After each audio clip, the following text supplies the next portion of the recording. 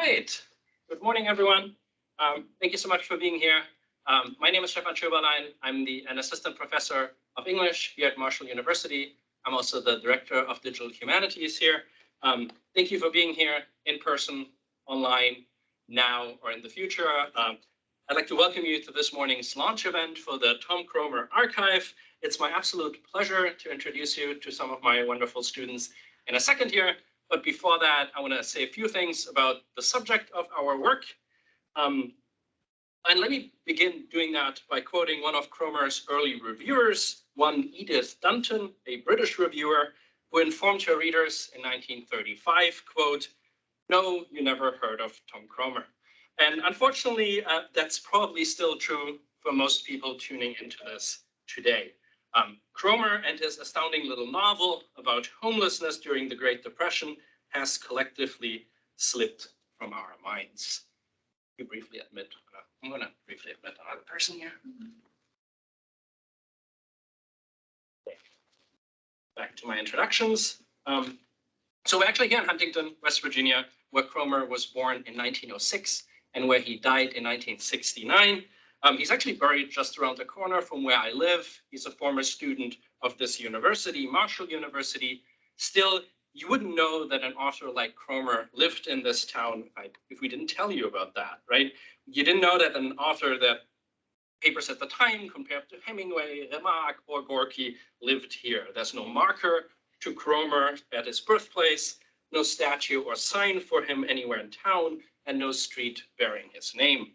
Our university had even added him to their Wikipedia page, but we've taken care of that.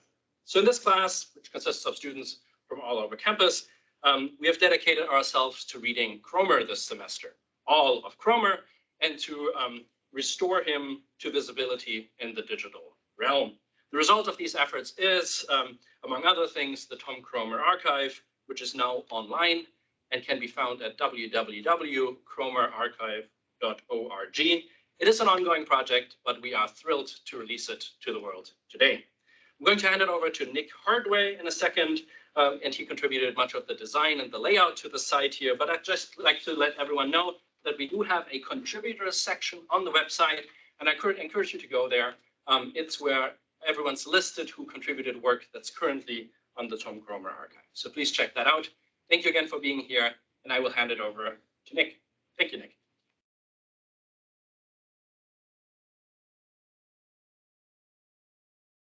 Hello, everyone. My name is Nick Hardway. As he mentioned, I was the kind of person in charge of making the general layout. I worked closely with Dr. Schöberlein to, make it the best we could make it the best looking we possibly could.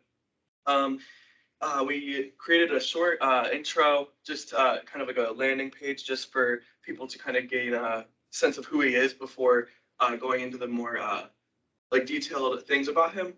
If we click on if we click on the Waiting for Nothing, we have all of the chapters of the original text, as well as we had a group that I was also a part of that we created a annotated edition to where we use slang and homeless slang and Appalachian slang. We kind of found every single instance of it. And we, for people who may not know what those mean, and we also created an HTML flipbook of that version. It's still a work in progress. We're still going over the final touches of it.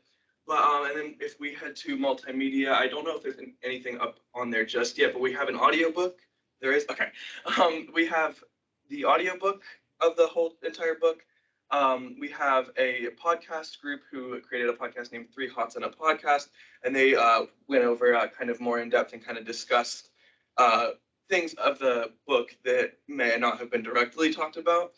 And then we also had another group create a virtual tour with places around Huntington that Kromer lists in his works, as well as like places he has like been noted about participating in. And then we have a review section where you can find several different outside sources who discuss Waiting for Nothing, as well as Tom Kromer as an author. And then again, we have the contributor section where we listed all of the people who worked on the things that are on this website. I, again, encourage you to have a look at. If somebody's not on there yet, they'll be added right after this meeting. Why did you go with this kind of design? What inspired you to pick this one? I wanted to make it kind of sleek. I didn't really want to make it too like flashy because he wasn't necessarily a flashy person. He was just kind of like an average Joe, I guess you could say. And I kind of wanted to make it like just very like sleek, kind of modernized so that it's easy to access. And yeah, I wanted it to be kind of very streamlined, not very confusing, like accessible to anyone. Wonderful. And this is what you've published is the first annotated edition of this work. And I think it's also the first work that works really well on a phone, the first version of his book. All right. Thank you so much. So Abby, is there something you want to add to the group about the annotated edition? Yeah, wonderful. So I will hand it over to Abby Spence.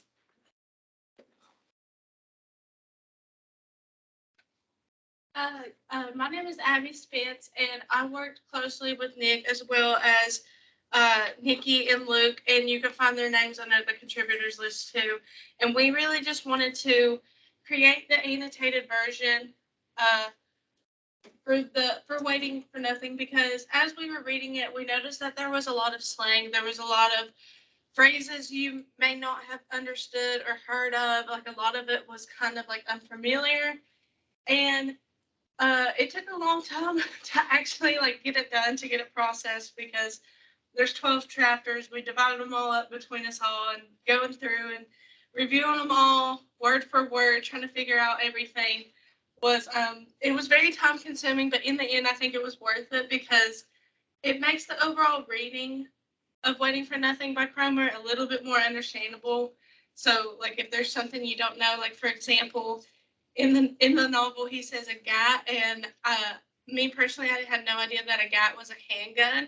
So that was one thing that I just thought was really interesting, and being able to go in and work and trying to pick out phrases and words that he said and try to make sense of all of it so that way other people can find it more accessible was really a nice touch, and I felt like it was sort of needed for this kind of text. Thank you so much, Abby. From here, we'll lead it over to the audiobook group, which will be Kristen Clark and Autumn Trent. Or just Kristen. Great, thank you, Kristen. Hi, my name is Kristen Clark. Like he said, myself and Autumn, we worked on recording an audiobook. We chose to do this project because just like for every important work, every influential work, it has an audiobook option so that you can go and maybe listen to it in your car. If you don't have an opportunity to read, you know, people who really, really enjoy reading sometimes just don't have the time for it.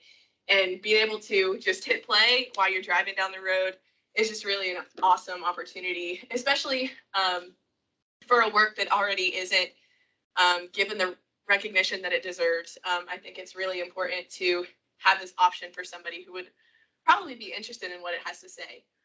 Also, the audiobook kind of embodies the way that the work is written. It's kind of like Kromer is speaking to you about his experience. And I think that reading it, having somebody read it to you maybe embodies that effect really well. And so do you want to preview something? Which chapter would you like me to start? Ooh, I don't know. Maybe let's go with the introduction first, and then we can open another chapter.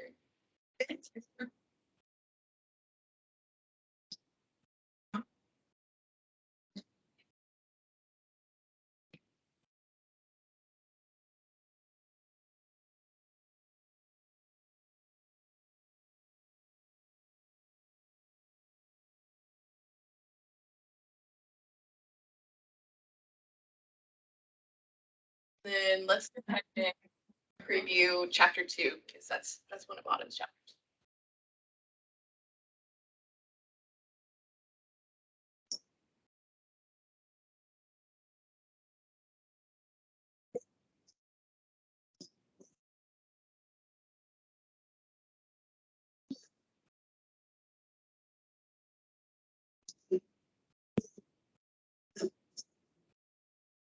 Okay, so I think that you can probably hear that, it feels a lot more experiential if you are listening to the work being read by someone as it was meant to be told.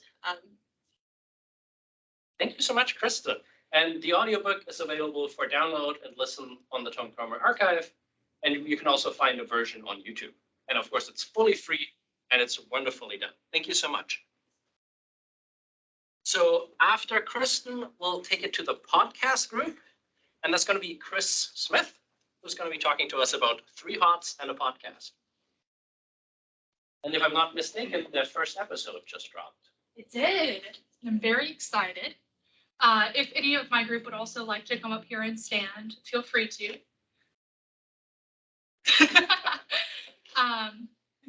Yeah, I do have a great group. I'm really proud of them all. One of the best things that I think has come from the experience of making a podcast from scratch and learning everything that goes into making a podcast, which was the biggest hurdle. You hear people talk about like, oh, I want to start a podcast. It's like a cute summer thing. Don't do it. It was a learning experience. But I'm really proud of what we've come up with. Our first episode, which is right here, is a Reader's Theater type episode. And in it, we give a little bit of background information between previews of different quotes that we ourselves find really impactful from the story. Our intro episode is going to be a little bit different than the rest of the episodes we have planned out. Like I said, this is more Reader's Theater type, but our other episodes, which are 4 more in the making, we plan to have to be more of a discussion style, where we bring together some concepts from Thomas Kromer's writings, and we bring in our own input, our own research, and go over that together, and really try to have a constructive conversation based on his writing. Let's see. We have some original music and original artwork going into the project, which I'm very excited about. Marceline Prudu is our sort of like techie person. She put together our audio mixing and helped do all the behind the scenes stuff. We have Madison, who did a lot of our scripting and a lot of like the greatest of all time work, who are a real one. Emily and Morgan also contributed a ton. It was wonderful. Just between like writing and keeping everything on beat. When you're coordinating a slightly larger group of people, it can be really hard to find time and organize effectively. But I think thankfully we all are a pretty good group. And I'm excited for the episodes. Wonderful. Would you like us to play something? Sure.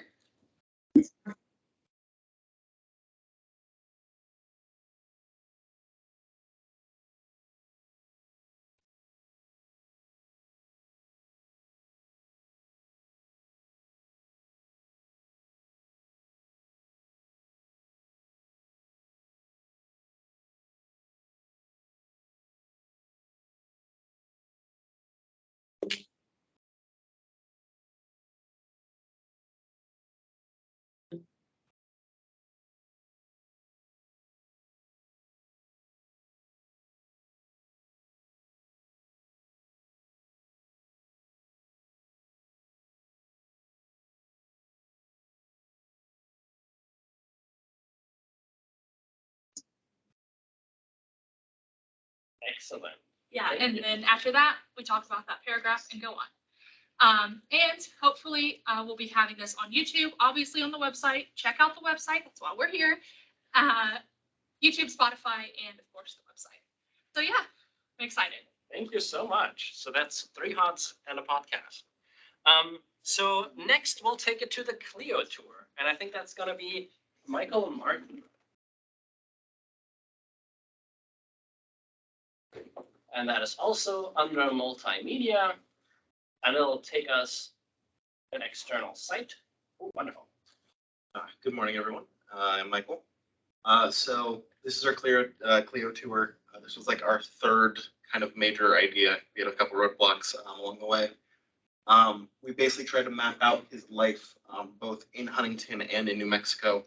Obviously, this tour would not be feasible unless you're like a really big Kromer head. and are willing to drive from Huntington to New Mexico back to Huntington.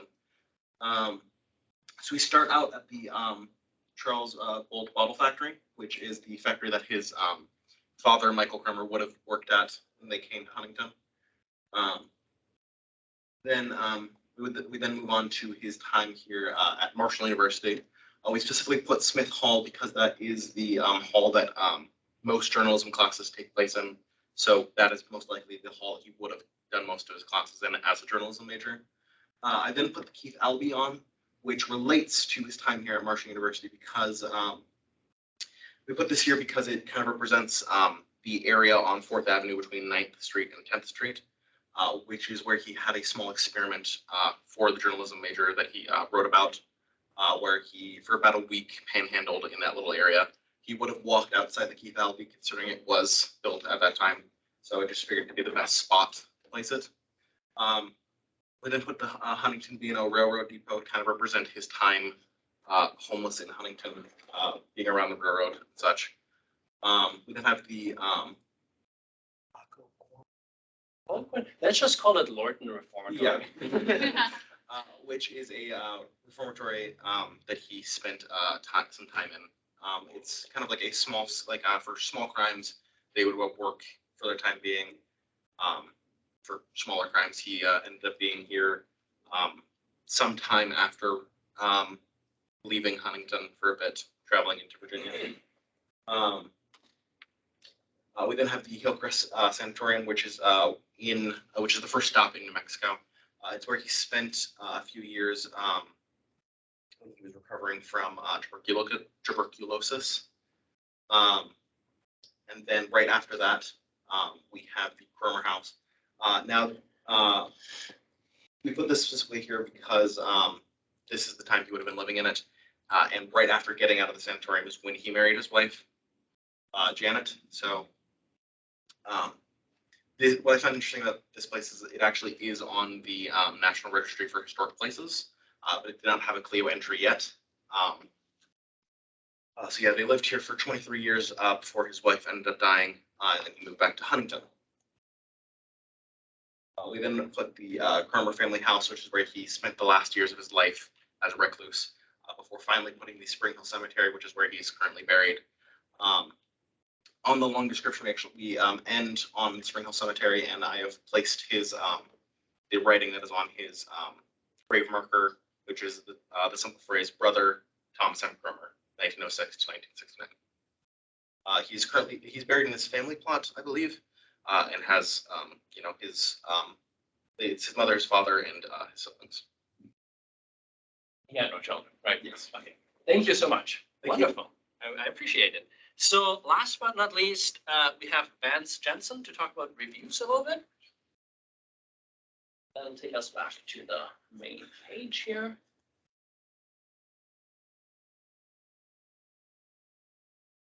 All right, I'm Vance Jensen. I worked on transcribing reviews about Kromer's book, Waiting for Nothing, from multiple newspapers. Basically just taking the review, writing it on a Word document and citing it. This, for instance, is the one that I mentioned in my introductions, right? Mm. You have never heard of Tom Kromer. Most of them seem to pretty much like the book. There was one that they didn't seem to care too much because they kept misspelling his name. Kept saying Kroner instead of Kromer. Well, that goes with the theme of not knowing him. Exactly. There's going to be more reviews done. There's still a work in progress. Yeah. Thank you so much. I think this is a crucial section of the site because all of this material, or most of this material, hasn't really been assessed at all by scholars or readers of Kromer. All right. That was our fast-paced tour through the Kromer archive. Again, it is live at kromerarchive.org. It's still being updated and going to be intensely updated before the end of the semester, but it'll be an ongoing effort. And of course, all students that want to keep being involved with this, they're heartily invited to do so. If you are using the site and you encounter any issues, or you have additions in mind that you think we should be pursuing, please let us know. The next big step is obviously adding a search bar that's in the works. But for now, we think it is already a very valuable addition to scholars and readers of Kromer. So thank you so much for all of the presenters. Thank you so much for the larger groups that were represented by these representers. And I will turn it over to questions, comments now. I'll leave the camera so I can monitor the computer. Are there any questions or comments from the group first? Anything you want to know? Any questions you have, technical, practical? I have one, but it's like leaving my, it's right on the precipice of my memory. Okay, so you're working on birthing that. In the meantime, I will just throw that out there. This series of talks will be made available on Digital Humanity Program's YouTube channel. So those in attendance who maybe arrived late, feel free to just shoot me an email. I'll send you a link to that. That'll be ready later today. Yes, your question came up. Yeah, I have two just kind of like comments, just because they're more like prompting questions, because I feel like these are really interesting things. Yeah. So obviously I already know the answer to this question, but how did you get Tom Kromer's signature? Well, that's for me. Yes. So there aren't, so that's obviously another section we would want to add here at some point. That would be a correspondence section. We don't have a lot of writings by Kromer, unfortunately. His manager, what we call it, his literary agent was Maxim Lieber, who was then accused of being a Soviet spy. So he fled the country and burned most of his correspondence. So we have a lot of Kromer letters that are just lost. But we still have a few pieces of his handwriting. We have his application for a Guggenheim that got rejected, where he outlines a book project that never came to be. And we have letters to Theodore Dreiser, who wrote the introduction to the British edition of Waiting for Nothing. And this is actually the one document where we have his signature. So I was very excited to find that and be able to extract it. And it actually ended up here. So that's Kromer's actual signature. There was a question from somebody that's. Yes. Okay, so we have the question. What was something you guys were surprised to learn about Kromer? That's a good one. I know that his family thinks he was a Russian conspiracy. Yeah. Yeah. So you want to repeat that, Kristen? I'm not sure if people could hear. You can even come up here if you want to. It's really not that big of a deal. One of the things that we learned by interviewing one of Tom Kromer's nephews, I believe it was, he was a small child at the time when he kind of was basically existed alongside Kromer. He never actually conversed with him or anything, but he did know that most of his family believed that Tom Kromer was actually a Russian conspiracy theorist, or part of a Russian conspiracy, not a theorist. A spy.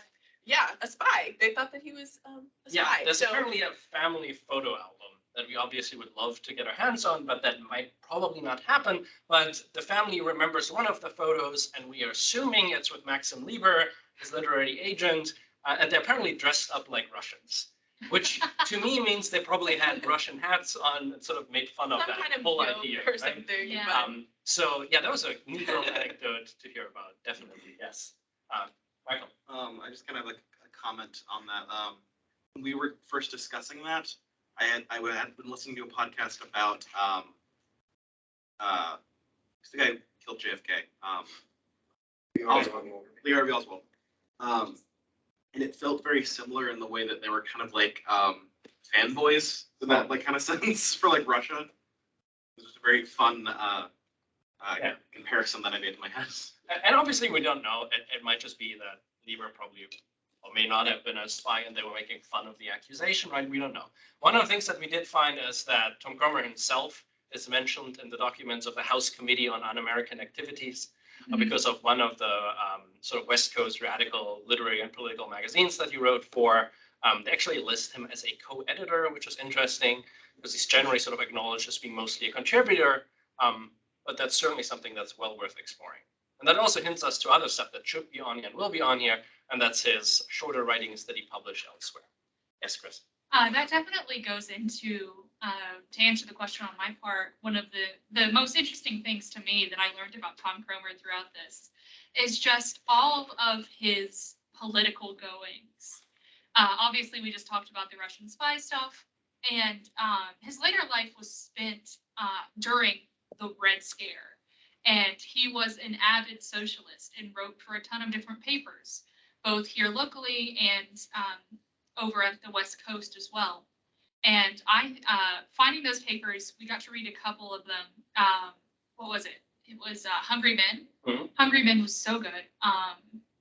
Well, good as in, like, it was tragic, Yeah. but good as in it was a great piece of culture to read about, to really give the other side of the sentiments at the time. Because, of course, when you're learning about the Cold War, you learn about America as being this super anti-communist, super freedom, democracy, bald eagle, when in reality, there was a huge movement. I mean, this was coming off the flanks of World War II, and even before then, we had the mine wars here in Appalachia, which was a huge socialist catalyst in our area.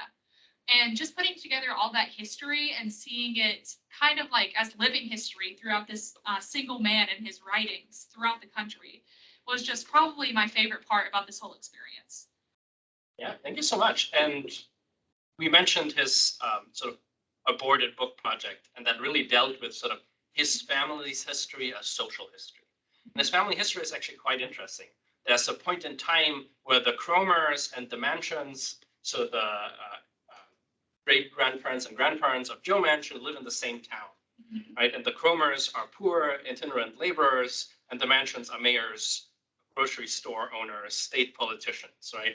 And so whenever I hear Joe Manchin sort of disavowing socialism and like making centrist talking points, I think back of sort of how he's grown out of a very different history than somebody as Kromer would have grown out of, right? And obviously, most of the Kromers died without having children, so the Kromers have, in a way, disappeared.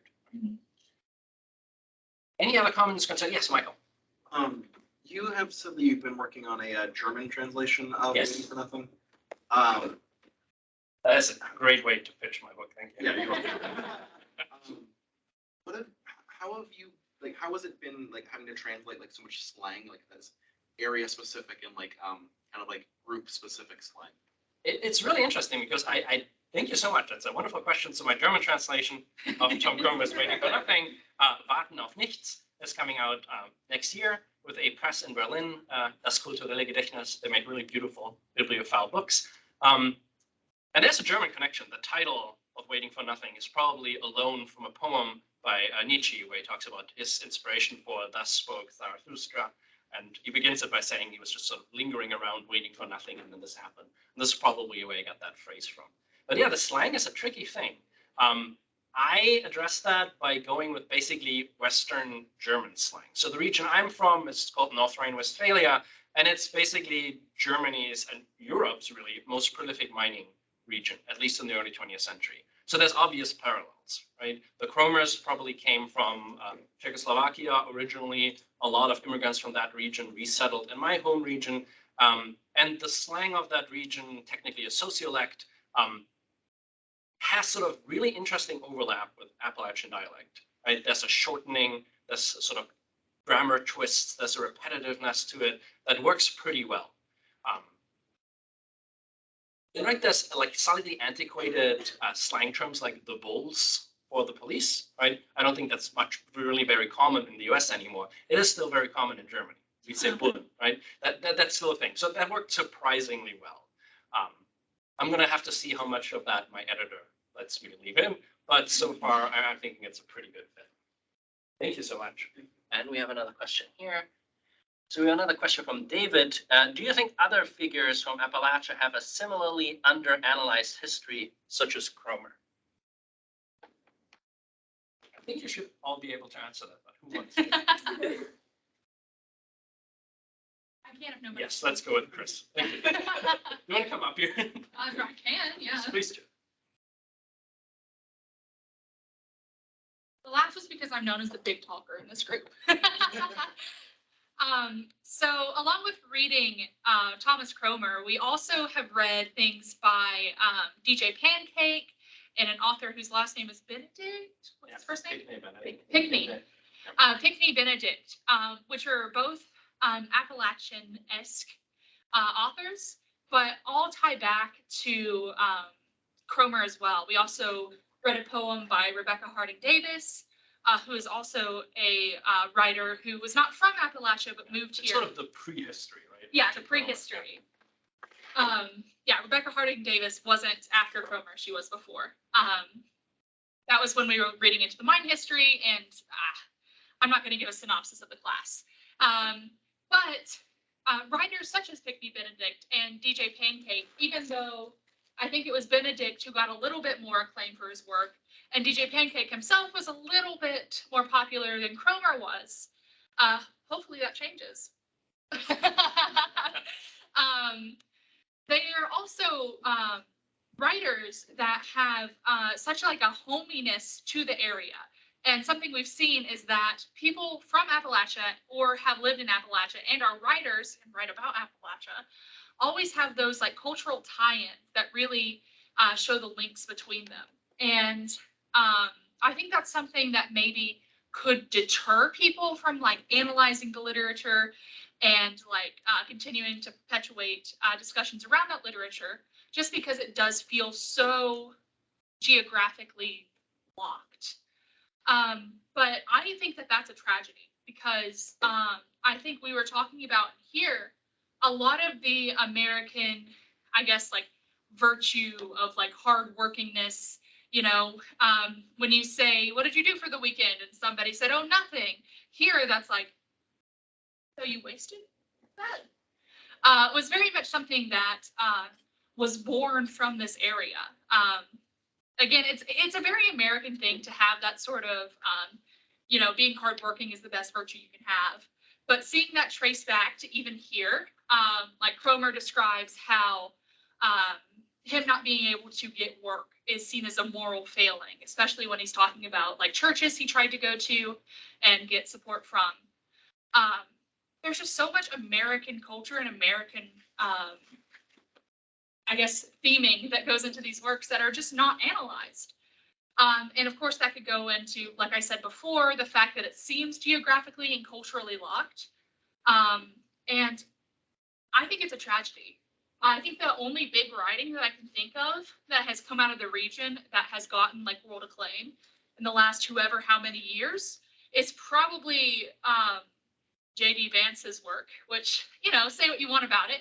It is definitely something that you could draw comparisons to Kromer, but when you look at it compared to this sort of very introspective Appalachian culture, it's very different. And I feel like J.D. Vance made a very concerted effort to make the Appalachian experience more palatable to people who are not from Appalachia. Whereas people like Kromer, while he was playing up the Appalachian experience, it was still very much that. So yeah, I think that there are quite a few authors that came from this area, who lived in this area, that are just not talked about and are not as acclaimed because there's that stigma of Appalachia, and there's that stigma that Appalachian literature is just for Appalachians, when that is not true at all. Yeah, if you're a great writer from elsewhere, you're a great American writer. Yes. If you're a great writer from here, you're a great Appalachian writer. Right? Absolutely. Thank you so much. And specifically with Pancake, as Krys mentioned, there's this, right? There's a hierarchy of forgotten Appalachian writers, and in that hierarchy of writers that people should read but don't read, Pancake is a little bit above Kromer. But in a very sort of real way, Pancake saw himself as indebted to Kromer. There's letters where he says Kromer would be rotating in his grave. I'm plagiarizing him so much. There's letters to his mother where he like nonchalantly quotes lines from Kromer. So he knew him by heart. Before he died by suicide, one of the final projects that Pancake wanted to pursue was republishing Kromer's Waiting for Nothing. That ultimately led to friends of Kromer, of Pancake, republishing it on his behalf. But right, one of the last authors that he was really obsessed with was Kromer. You can really read that in his writings. Right? So he saw something in Kromer that he thought, wow, this is Appalachian modernism, this is American modernism, right? And we still have that inkling. We still think, right, there's something larger to Kromer and people should read it. Thank you so much. Other comments on that? Other echoes, convergences? Yeah, Michael. I have a very short comment. You kind of touched on it, you also touched on it, like, even though like wider culturally, a lot like these others have been forgotten, like, I mean, like, one of the first lines on Pancakes Wikipedia page is mentioning the fact that he's called the author you don't know. Like it's like the author you should know about, or like I forget the exact wording. But like a lot of times, like it's almost like we like Appalachian writers like stick together. You know, like the last thing Pancake was like working on was getting like trying to get this republished, and like it almost feels like even though we are the out group culturally, widely, we still have made a group, and we all will be like stick together culturally. And maybe that's one of the reasons why Vance's book sold like hotcakes, right? Is because part of his narrative was he moved out of Appalachia and grew beyond it, and all of these like harmful tropes, right? But that Which makes is it why there's a lot of resentment towards the book in this area. I guess you could say because he's leaving the in-group and then looking at it from an outside perspective. And it's like, hey, we're still down here. You can't talk about us. You're not one of us anymore. I mean, like my English teacher in high school, like she was like at a writers conference that he was at, and people like Appalachian writers literally went to his talk specifically to turn their backs on him. And I think it's a really interesting document that we sort of a little interesting piece of evidence that we do talk about him a lot, even though we didn't read him at all, right? We're not even talking about the 21st century really in this class, but he does keep coming up in a sort of potentially productively frustrating kind of way. Other comments on that? Other echoes you found interesting? All right, anything else you want to ask? Oh, we have more from our group here. Thank you so much. Were Huntington and Holderby's land? Wait a second.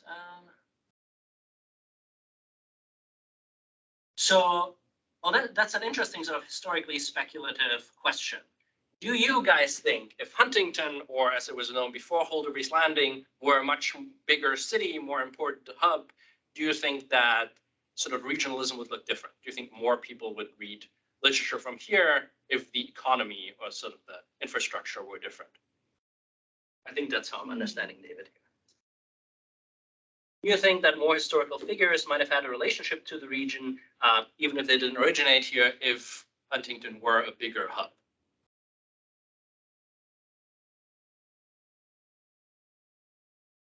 Yes, Michael. I think yes and no. I think yes because like Huntington is like a big city for West Virginia standards, but it's not that not outside of West Virginia. You don't really hear people talking about Huntington unless they're talking about like specific things in Huntington. But I also think while like the kind of like wider reach isn't there because of it, I think the way Huntington was kind of built economically very specifically changed the way people write in Huntington. Because I mean, like Kromer very specifically writing from kind of like a proletariat perspective, I think is something that you wouldn't get in a lot of other places that didn't have kind of like the specific economic conditions Huntington had and still has. Yeah, I don't know if that made sense at all. Yes, I think it did. Thank you so much. So I'm going to riff off David here because he sort of clarified this a little bit. So he's specifically stating, that's the observation I was going to make, that Huntington was a much more important hub at the time, right? We all looked at sort of early 20th century photos of Huntington. We think in that one chapter in Waiting for Nothing, where he talks about the electric arches and the Christmas lights that may be downtown Huntington, right? So it was a much more prosperous city. It was a much bigger city, right? That's where the term Jewel City comes from, right? This is sort of the height of prosperity for the town, at least sort of right before the Great Depression really hit here. So his question was, do we think there's other writers that have a connection to this that we just don't associate with it because they didn't originate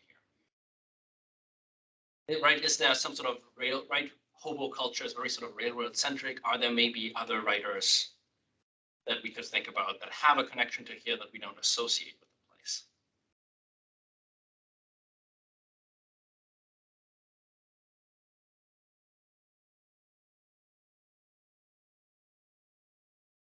Please clarify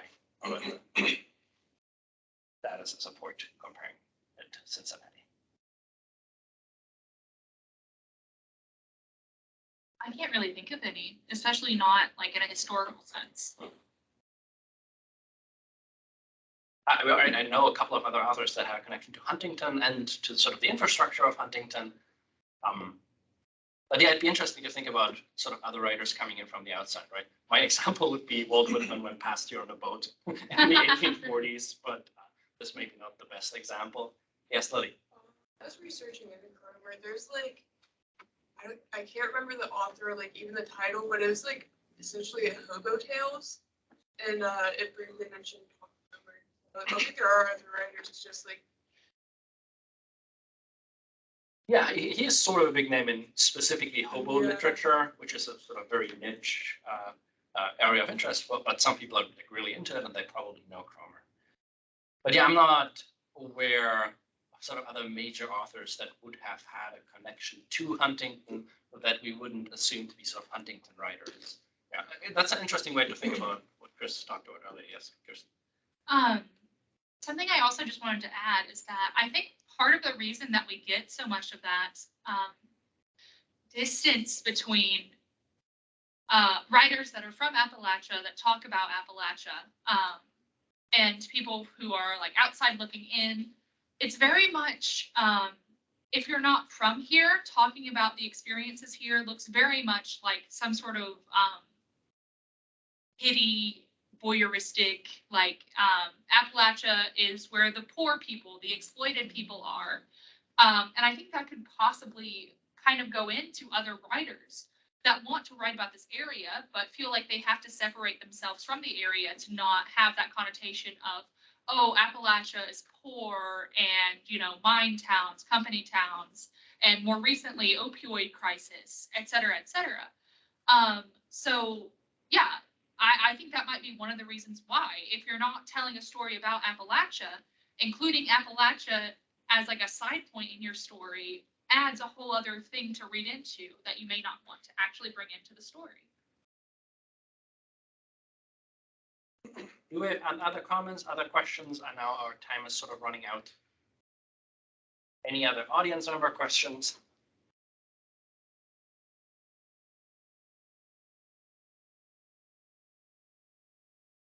All right, it sounds like we're done. Thank you so much for tuning in. Thank you everyone for being here. Thank you for working on this. Go to kromerarchive.org if you haven't yet. We're getting a thank you from the audience as well. Thank you so much. It was a pleasure to work with you all. I look forward to finishing everyone's projects if they're not finished yet in the next couple of days and weeks. And thank you. I'm going to close this down now. Thank you for being here. Thank you. And this will be on YouTube. Getting some praise from the audience here. Fascinating.